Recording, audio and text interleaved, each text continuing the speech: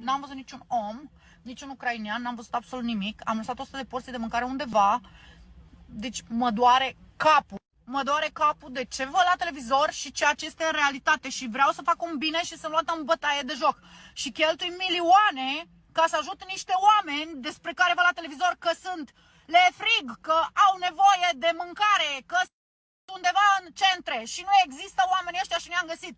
Da? Unde am sunat acolo, au zis că au mâncare, că au de toate.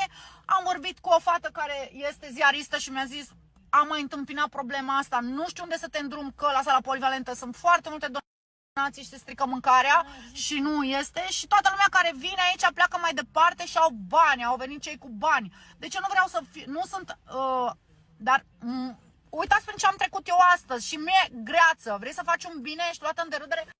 Am muncit atâtea ore, mi-au dat ciorba înapoi, da? Și au bătut două joc de mine și au vrut să-mi arunce și cele 100. Cum au făcut, Elena?